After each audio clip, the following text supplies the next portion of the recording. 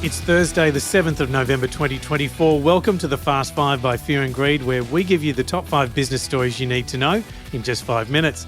I'm Adam Lang, and good morning, Sean Aylmer. Good morning, Adam. Story number 1 and the main story this morning. Donald Trump has claimed victory and is set to become the 47th president of the United States after winning crucial battleground states like Pennsylvania in the US election. In the end, Adam, it wasn't as close as expected, with Trump claiming other key states, including Georgia and North Carolina. Talking outside Mar-a-Lago, Trump forecast a golden age for the US, saying he'd been given an unprecedented and powerful mandate. He was speaking a couple of hours before the election was even called for him. While counting in battleground states like Michigan, Arizona, Nevada and Wisconsin continues, Donald Trump could well sweep them, meaning he'd end up with not just a majority of electoral votes, but probably a popular majority as well. The Republicans are set to win control of the Senate, while the House of Reps remains in balance. While there were sporadic reports of interruption to voting, including hoax bomb threats, the election ran relatively smoothly. Exit polls showed that the number one issue for 35% of voters was the fate of American democracy. Number two was the economy, for 31% of voters. Abortion was cited by 14%, and immigration just 11%. Last night, world leaders, including the heads of France, the UK, Israel and Ukraine, congratulated Mr. Trump. Sean, it seems markets were confident of a Trump victory as well, with the US dollar jumping and Bitcoin hitting a new record. Yeah, it sure does. The US dollar is up 1.5% against major currencies. That was the biggest one-day move since March 2020, a 4-month high. The Aussie dollar, as a result, was a casualty. It's trading around 65 US cents. Bitcoin hit an all-time record of 74,400 US dollars a unit. Donald Trump, during the campaign, came out as a crypto fan. It's up. Bitcoin's up 80% this year. The local crypto exchanges said volumes were high yesterday. With the US dollar so high, some commodities felt the pressure. Copper, for example, was lower.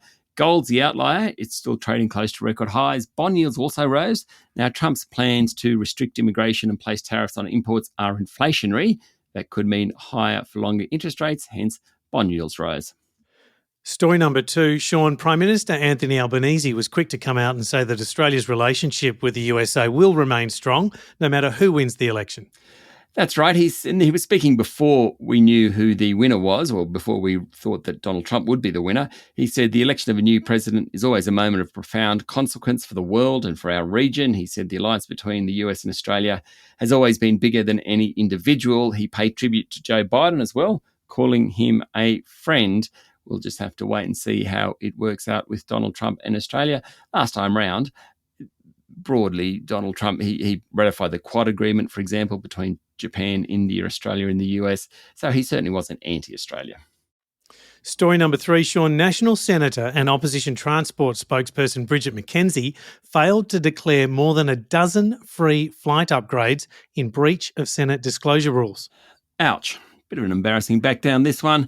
Senator McKenzie was a person who led the attacks on Anthony Albanese. She previously has said she hadn't received any perks. Of course, this is all about whether or not Anthony Albanese rang the then CEO of Qantas, Alan Joyce, and asked for upgrades. His office has come out and said that didn't happen. It was claimed it happened in a book that was released last week. His office has come out and said it didn't happen. Senator McKenzie led the attack from the opposition. Anyway, it appears that she has had at least 12 domestic and international business class upgrades on Qantas or Virgin flights since 2011 when she joined Parliament. She chased up the airlines last week to see whether she had had these upgrades. She hasn't updated her register of interests, which is actually a technical breach of Senate disclosure rules. A spokesperson for the Senator said she's working through the records. This is all kind of come down to a question of character. Now, Anthony Albanese was roundly criticised for his behaviour, notwithstanding that his office says it just didn't happen. Opposition leader Peter Dutton's been caught up in it. He conceded that he rang Gina Rinehart and said, "Can I use your plane to get from Brisbane to Sydney once?" Bridget McKenzie's now under fire. It just keeps giving. Sean, story number 4, the boss of Treasury, Stephen Kennedy, has said the best way to improve the housing crisis is not by changing taxes, but by increasing supply. He was at a Senate hearing yesterday and asked about whether cutting capital gains tax breaks and negative gearing would help improve housing affordability. He said it's an area of interest, but ultimately it's a supply question. Tax reforms should be thought of in the context of the broader system rather than individual taxes, he said. Broader affordability issues were too complex to come down to just negative gearing or capital gains tax. He said Treasury has modelled the reforms, but that's a matter of practice. They've been doing it for a few years. He also talked about spending on disability and healthcare. He said that made a strong contribution to economic growth. And he also said any higher tariffs under a Trump presidency could hurt Australia's economic growth rate. Sean, story number 5. One of the world's biggest brands, Apple, has warned that future products may never be as profitable as its iPhone business as it pushes into artificial intelligence and virtual reality headsets. The warning came in Apple's annual report. Now, until now, Apple's not been so direct in addressing the financial profile of its future products, according to the Financial Times. It's investing heavily in AI to catch up with rivals like Google and Meta, as well as in its new Vision Pro spatial computing headset. In fact, it launched its Apple Intelligence features in that headset last week. Plenty going on for that company, facing regulatory pressure on its App Store and other parts of its services business.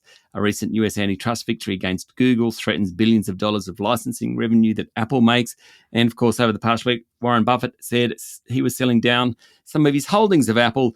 It's also lost its position as the largest company on Wall Street after Nvidia's share price jumped 3%. Nvidia is now worth $3.43 trillion compared to Apple's $3.38 trillion. Remarkable numbers. That's it. The top 5 business stories in 5 minutes. Thank you, Sean. Thank you, Adam. It's Thursday, the 7th of November, 2024. Remember to hit follow on the podcast, and if 5 minutes isn't enough, then find our longer podcast called Fear and Greed on your favourite podcast platform. I'm Adam Lang, and that was the Fast 5 by Fear and Greed. Have a great day.